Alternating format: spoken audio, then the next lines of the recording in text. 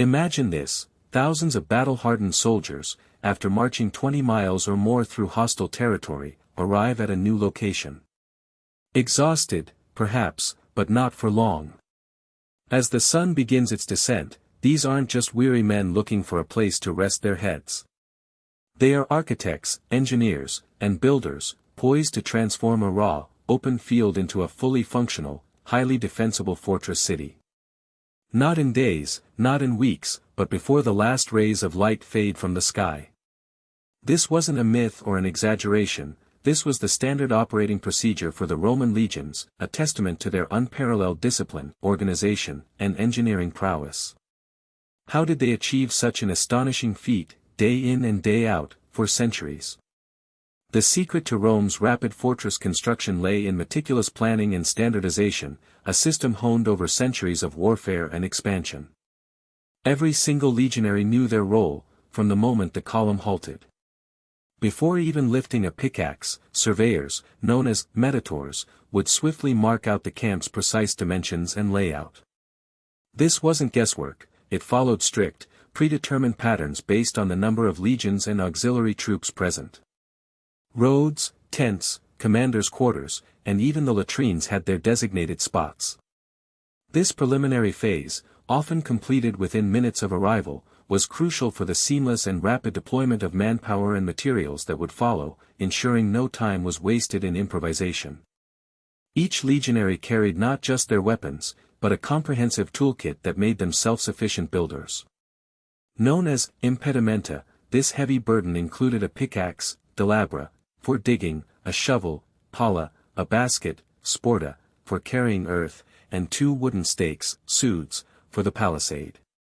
This personal equipment meant that thousands of men could instantly begin work without waiting for specialized engineering units to distribute tools.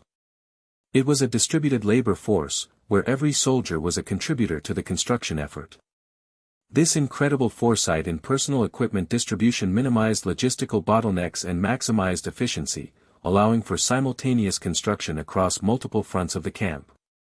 The first and most critical step was the digging of a trench, or fossa, around the perimeter. This wasn't just a shallow ditch, it was typically 5 to 10 feet wide and 3 to 7 feet deep, designed to impede enemy movement. The excavated earth, known as the agger, was piled inwards, forming the base of the rampart.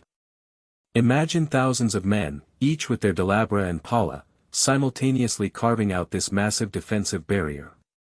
The sheer scale and speed of this initial excavation, involving thousands of synchronized actions, is almost unfathomable today.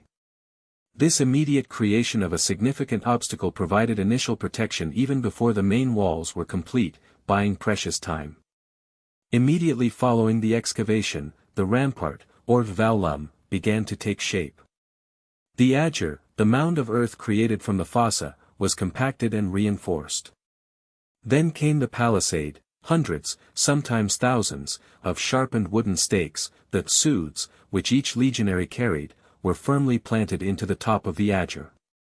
These stakes were often designed with multiple branches, making them difficult to pull out and creating a dense, thorny barrier. The combination of a deep trench, an earthen mound, and a bristling palisade presented a formidable challenge to any would-be attacker, transforming an open field into a strong defensive position in a matter of hours. Access points were equally important. For main gates, one on each side of the rectangular camp, the Porta Praetoria, Decumana, Principalis Dextra, and Principalis Sinistra, were constructed. These weren't just gaps in the wall, they were fortified structures, often with wooden towers and drawbridges, providing controlled entry and exit. The construction of these gates, while more complex, was still integrated into the overall rapid build process. Specialized teams or more experienced legionaries would quickly erect the wooden frames and defensive elements, ensuring that even the entrances were secure before nightfall, demonstrating a holistic approach to camp defense rather than just focusing on the perimeter. Inside the camp, the internal layout was just as standardized and efficient. Tents for the legionaries were pitched in precise rows, creating a grid pattern. The Via Praetoria, Via Principalis, and Via Quintana formed the main arteries, connecting the gates and dividing the camp into logical sections. The commander's tent, Praetorium, was centrally located, flanked by administrative buildings and the standards of the legions. This organized internal structure wasn't merely for aesthetics, it facilitated rapid movement of troops, supplies, and orders, crucial for both daily operations and responding to sudden attacks. Every inch of the camp served a purpose, optimized for military efficiency and safety. But what about water and other essential services? A Roman camp was a temporary city, and like any city, it needed infrastructure. Wells were dug, or if a nearby water source was available, channels were sometimes diverted. Latrines were quickly established, often near the perimeter but downwind, reflecting a surprisingly advanced understanding of hygiene for the era. Even basic medical facilities were set up. This comprehensive approach underscores that the Roman camp was not just a defensive structure, but a fully functional, albeit temporary, living and operational base, capable of supporting thousands of soldiers for extended periods if necessary, highlighting their commitment to soldier welfare and operational readiness. The speed and efficiency were largely due to the rigorous training of every legionary. From their earliest days in the army, recruits were drilled not only in combat but also in engineering and construction.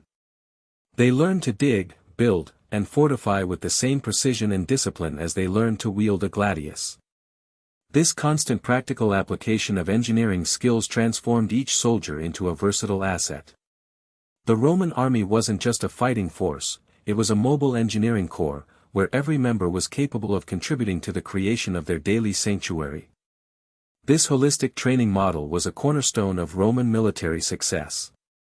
The strategic implications of this daily fortress-building capability were immense. It meant that a Roman army could advance deep into enemy territory with unprecedented security. They never had to rely on existing fortifications or expose themselves to vulnerable open-field camps. Every night, they effectively brought their own secure base with them. This psychological advantage alone was powerful, knowing that even after a long march, safety was assured by their own hands. It allowed Rome to project power and maintain control over vast areas, making their legions virtually unstoppable in their expansion and consolidation of the empire. While the basic design was standardized, Roman camps weren't static blueprints. They adapted to terrain and threat levels. On hostile frontiers, camps might be even more heavily fortified, perhaps with additional ditches, watchtowers, or even stone bases for the ramparts if the stay was extended. In more secure areas, a simpler, less laborious marching camp might suffice. This flexibility, combined with the core efficiency, allowed the Romans to optimize their efforts, ensuring adequate defense without unnecessary exertion, a testament to their practical military intelligence and adaptability in diverse operational environments. The legacy of these temporary fortress cities extends far beyond their immediate military purpose. Many permanent Roman cities, particularly in Britain and along the Rhine and Danube frontiers, began as these very marching camps. Over time, as legions settled, the temporary wooden structures were replaced with stone, and the camp's grid pattern became the foundational street plan for future urban centers. Think of cities like Chester, Deva Victrix, or Regensburg, Castra Regina, their very layouts still bear the imprint of a Roman legionary camp. It's a striking reminder that Rome's engineering genius was not just for war, but for laying the groundwork of an empire's enduring infrastructure and urbanization. So, the next time you marvel at Rome's lasting architectural achievements, remember the daily miracle performed by every legionary.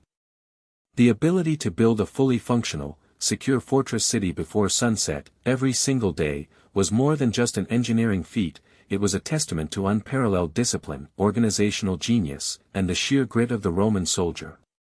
It was this systematic, relentless capability that allowed Rome to expand, conquer, and endure for centuries, leaving an indelible mark on history, one fortified camp at a time.